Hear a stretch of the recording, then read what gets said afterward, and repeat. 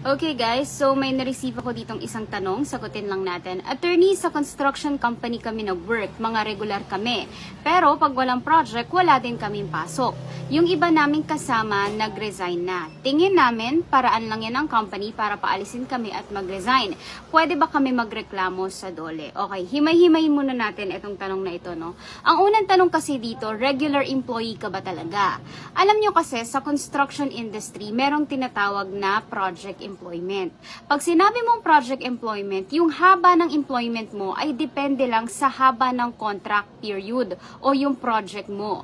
Kapag tapos na yung project mo, tapos na rin yung employment mo. Tandaan ha, kailangan malinaw na nakasulat sa kontrata nyo kung hanggang kailan lang ang trabaho nyo at kung aling project lang ang tatrabahuin nyo.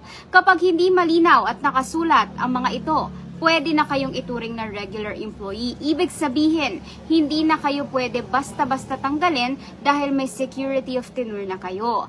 Pero, kung klaro naman sa kontrata mo na for project period ka lang, at nagre-report ang HR mo sa DOLE pag natatapos na yung project, kahit paulit-ulit pa kayong i-hire sa mga bago nilang project, hindi ibig sabihin ito na automatic magiging regular ka na. Okay guys, nasagot ko ba yung tanong nun? So please like and follow the page lang for more information at syempre, pwede rin kayong mag-message para sa mga gusto nyo na sagutin kong question later on. Thank you!